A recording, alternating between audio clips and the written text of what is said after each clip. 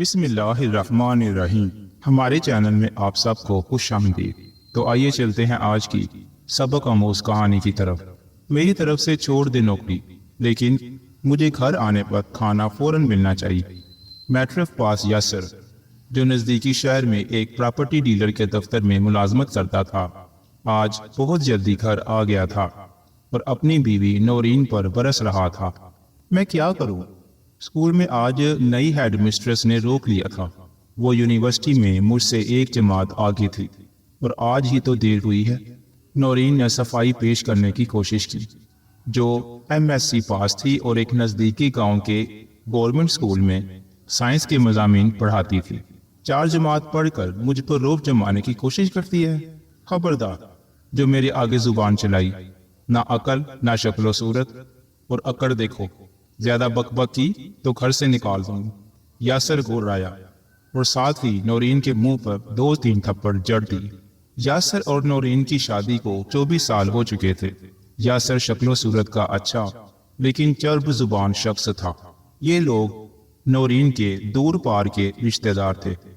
نورین کی ملازمت جب ان کے نزدیکی گاؤں میں ہوئی تو اس کا آنا جانا ان کے گھر ہو گیا، اور کہہ لیں کہ گھر والوں اور اس کی خود کی پسند سے یہ رشتہ ہو گیا۔ بھائیوں نے کبھی پلٹ کر خبر نہ لی اور وہ اسی طرح زندگی گزار رہی تھی۔ یاسر ایک چالاک شخص تھا۔ کم تعلیم یافتہ ہونے کے باوجود اس نے نورین کو باور کرا دیا تھا کہ وہ کم عقل ہے، اور پڑھائی لکھائی کے باوجود پہننے اوڑھنے کا سلیقہ نہیں ہے۔ وہ اکثر و بیشتر اس پر ہاتھ بھی اٹھا دیتا۔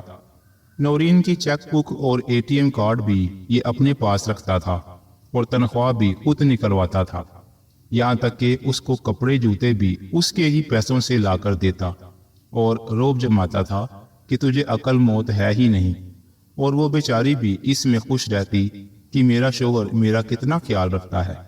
اس کی 2 بیٹیاں اور ایک بیٹا نزدیکی شہر کی یونیورسٹی اور کالج میں پڑھتے تھے، اور وہ بھی اپنے باپ کو حق پر سمجھتے تھے، کیونکہ پیسہ ان کو باپ کے ہاتھ سے ملتا تھا، اور وہ کہتا تھا کہ تمہاری ماں کی تنخواہ سے کچھ نہیں بنتا، یہ تو میں کماتا ہوں کہ تم لوگ عیاشیاں کر رہے۔ وہ بھی اپنے باپ کو دنیا کا عقل مند ترین شخص سمجھتے تھے، اور جھگڑے کی صورت میں ماں ہی کو سمجھاتے تھے کہ تو غلط ہے۔ نورین کیسی ہو؟ کیا حلیہ بنائے رکھتی ہو؟ ماشاءاللہ سے اچھی خاصی ملازمت اور تنخواہ ہے تمہاری۔ اللہ تعالیٰ نے پیسہ دیا ہے تو کچھ اپنے اوپر بھی لگا لو۔ خوش لباس اور خوبصورت بدن کی مالک ہیڈ مسٹریس ارم نے نورین کو اپنے دفتر میں بلا کر لمبا سا لیکچر ایک سانس میں دے دیا۔ یہ تمہارے منہ پر نشان کیسا ہے؟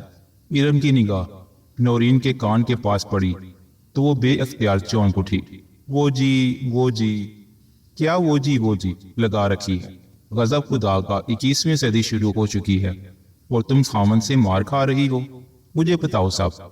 ارم ڈانٹ ڈپٹ کر بولی۔ نورین کو سالوں بعد کسی نے پوچھا تو وہ بلک اٹھی اور ساری کتھا سنا ڈالی۔ نورین، تم میں اور گھروں میں کام کرنے والی ملازماؤں میں ذرا بر بھی فرق نہیں ہے۔ وہ بھی کمانے کے باوجود اپنے نکھٹو شوہروں کے تشدد کا نشانہ بنتی ہیں۔ بس فرق یہ ہے کہ وہ ان پڑھ ہو کر اور تم تعلیم یافتہ ہو کر بھی ظلم سہتی ہو۔ ارم غصے سے بولی۔ بس جی، میں سوچتی ہوں کہ بچے پڑھ لکھ جائیں اور مجھے کیا چاہیے۔ ماشاءاللہ بیٹے کا یونیورسٹی کا آخری سال ہے اور اگلے سال بڑی بیٹی بھی تعلیم مکمل کر لے گی۔ نورین نے سادگی سے جواب دیا۔ اس کے بعد تم پیسے اور فنڈ نکلوا کر ان کی شادیاں کرو گی اور پھر بہو کے تانے سننا، کیونکہ بچوں کے نزدیک تمہاری اہمیت صفر ہے۔ یہ جو تم خواب دیکھ رہی ہو نا کہ تم حکمرانی کرو گی، بھول جاؤ۔ تم اپنی تقریباً آدھی سے زیادہ زندگی رکشوں اور ویگنوں میں دھکے کھاتے سسکتے ہوئے گزار چکی ہو، اور باقی ماندہ بھی ایسے ہی گزارو گی۔ تمہیں کم از کم گاڑی تو لے لینی چاہیے تھی۔ ارم بولی۔ نہیں جی، یاسر میرا خیال بھی رکھتا ہے اور کبھی کبھار کھانا بنانے کے ساتھ ساتھ برتن بھی دھو دیتا ہے۔ ویسے وہ جو کماتا ہے وہ ہم پر ہی لگاتا ہے، باقی جہاں اتنی زندگی گزر گئی تو باقی بھی ایسے ہی صحیح۔ نورین بولی۔ مجھے دیکھو، اگر کما رہی ہوں تو اپنے اوپر بھی لگا رہی ہوں۔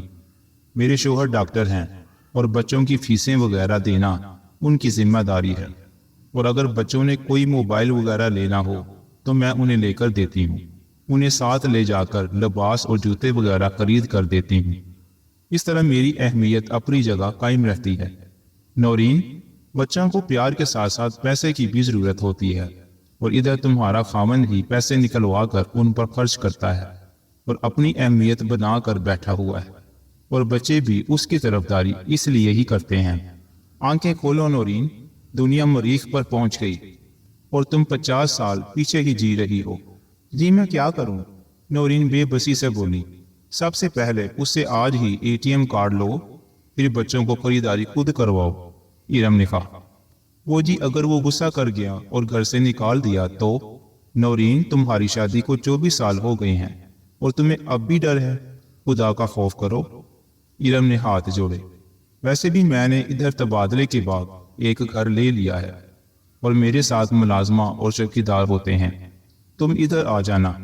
لیکن اس کی ہمت نہیں ہو سکتی کہ وہ سونے کے انڈے دینے والی مرغی کو ذبح کر دے۔ میں تمہیں بغاوت پر نہیں اکسا رہی، لیکن تمہارا تاریک مستقبل مجھے نظر آ رہا ہے، اس لیے صرف سمجھا رہی ہوں، ارم اس کا ہاتھ پکڑتے ہوئے بولی۔ نورین اپنے شوہر سے بولی، یاسر مجھے ATM کارڈ دے دیجئے، میں نے کل ہیڈ مسٹرس کے ساتھ خریداری کرنے جانا ہے۔ کھانا کھاتے ہوئے نورین بولی۔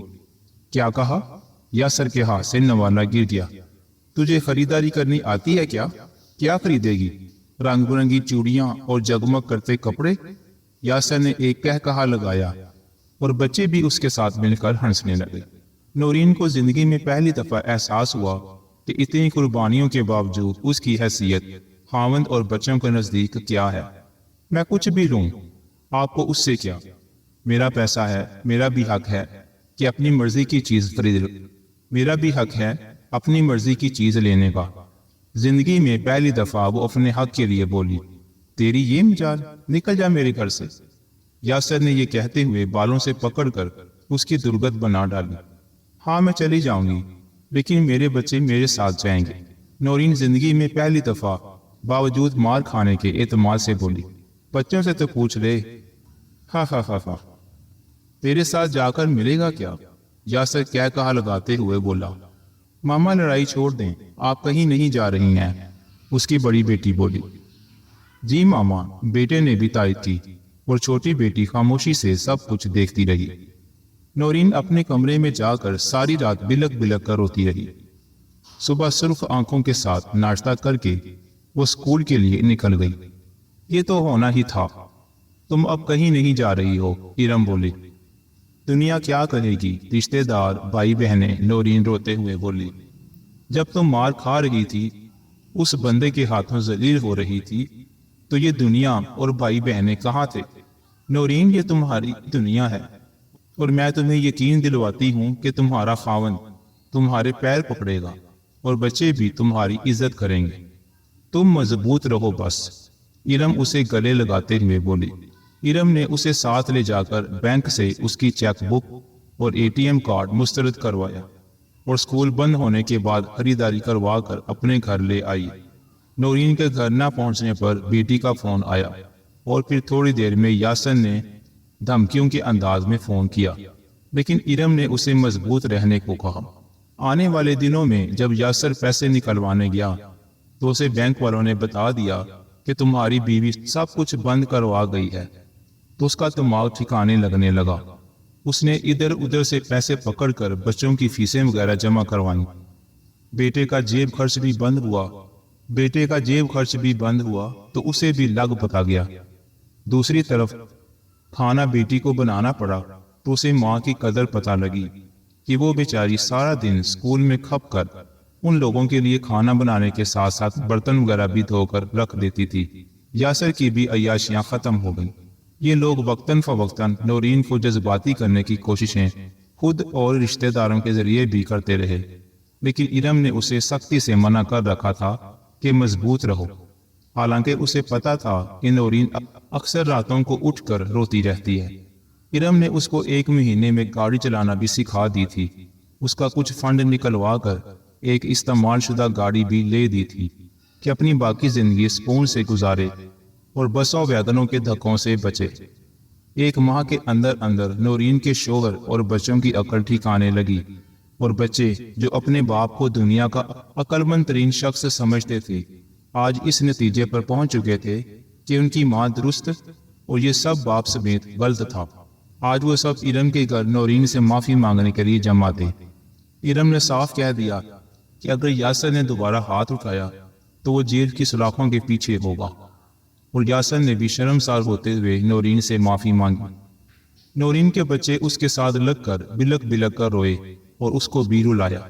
آج پر اعتماد نورین سکون کے ساتھ اپنی زندگی گزار رہی ہے۔ اب وہ اپنی، بچوں اور یاسر کی خریداری خود کرتی ہے اور اس کے انتخاب کی سب لوگ داد دیتے ہیں۔